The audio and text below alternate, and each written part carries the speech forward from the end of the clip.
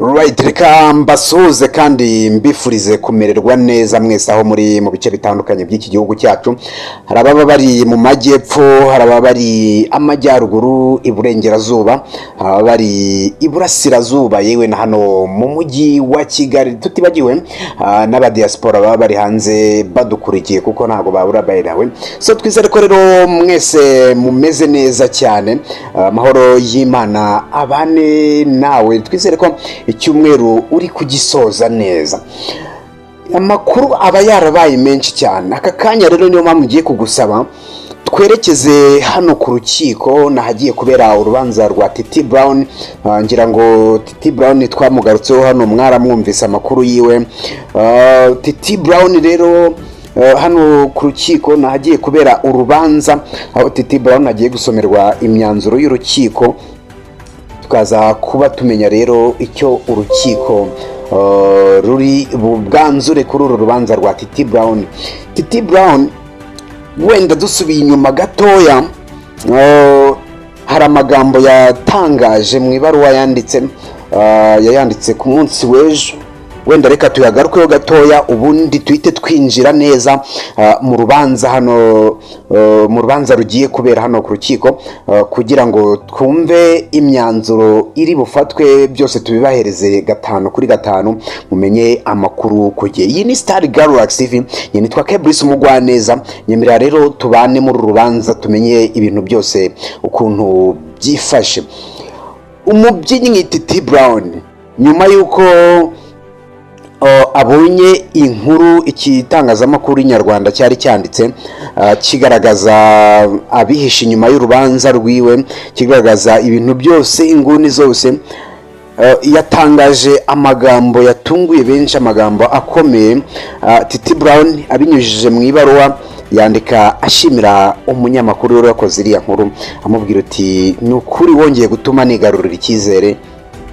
Akenshi iyo turi hano muri gereza, ubwo ni mageragere, nta n'icyizere cy'ubuzima tuba dufite, ariko gukora inkuru byongeye gutuma nigirira icyizere.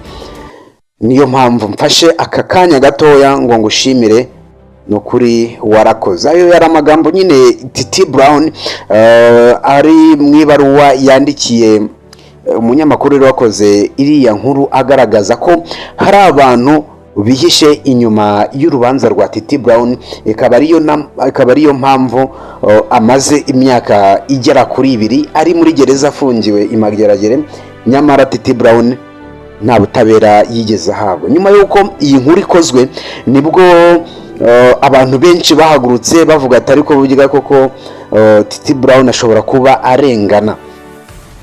Twibuke neza Titi Brown icyo azira nta kindi, arazira kuba yarateye umwana w'umukobwa inda.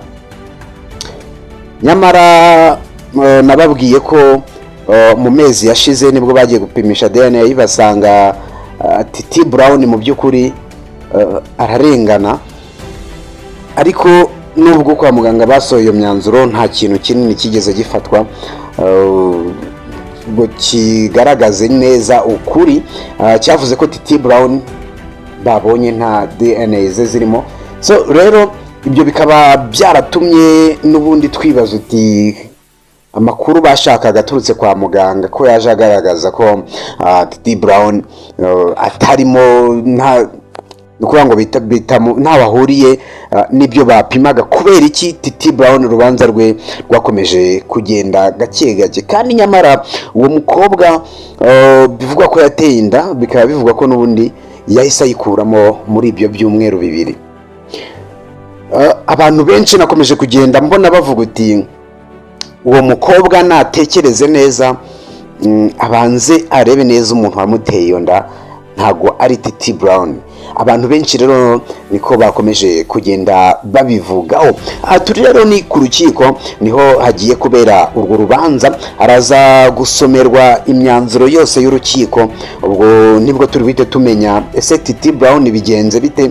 Nanjye ndahari ngo mbahereze amakuru yose y'imyanzuro iri busohoke, murahita muyimenya ku gihe, murebe ukuntu byose bigiye kugenda. Titi Brown mu busesenguzi mu busesenguzi bw'abantu benshi batandukanye bigaragaza ko urukiko rushobora kuri bumugire umwere nk'uko birimo bigenda bivugwa. Titi Brown nta cyaha gikomeye afite.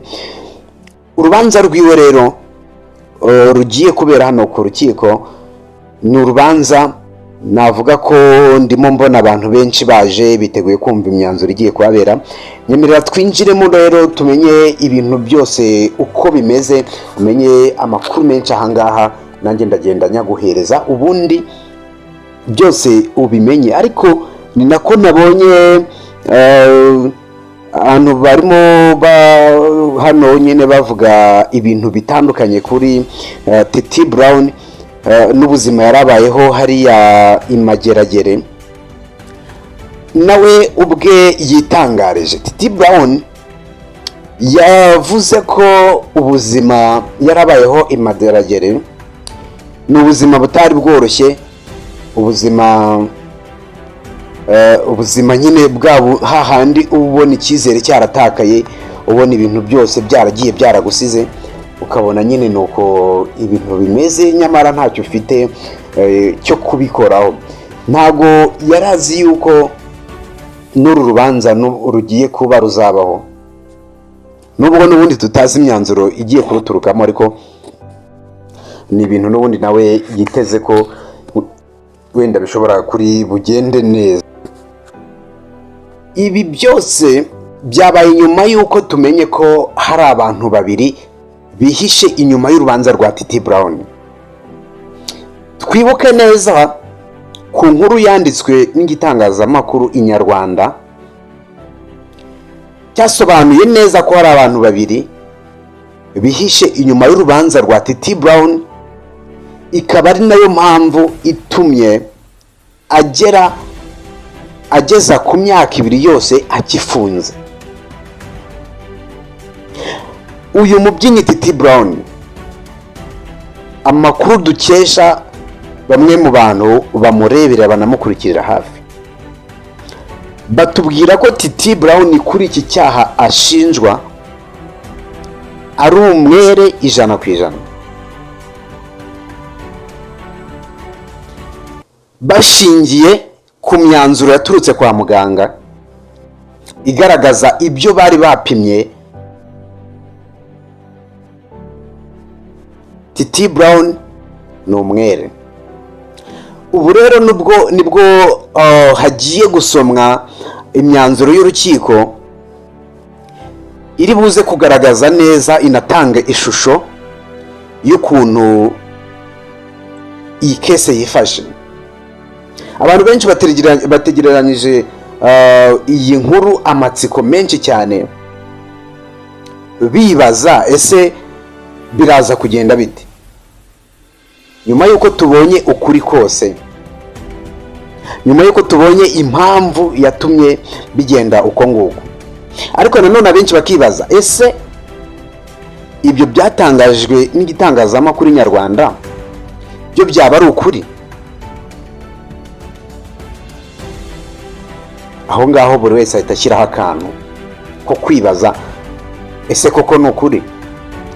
Gusa dushingiye kuri ibyo ngibyo, niyo mpamvu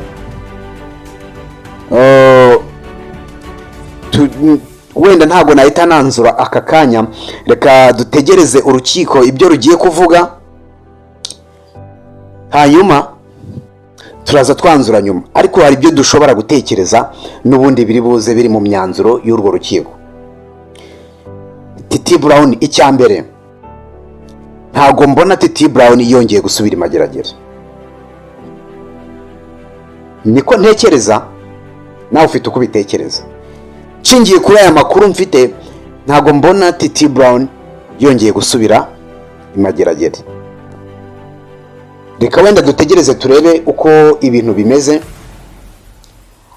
ni naho turi buze tureba uko byose byifashe, hanyuma tubone twanzure uko ibintu bimeze. Mu by'ukuri ubuzima navuga ko nyine turabizi ko bukujyana ahantu bushaka, ari nabyo yavugaga uti ngewe mbere yuko Inyarwanda ikora iriya nkuru nta cyizere nayo nifitiye cyo kuzabaho, ariko nyuma yo kumenya ko mushiki wanjye akunda kuvugana n'abanyamakuru akababwira byose uko bimeze kuko niwe ufite ukuri, nkabona n'iriya nkuru yakozwe na Peacemaker byatumye nongera kwigarurira icyizere.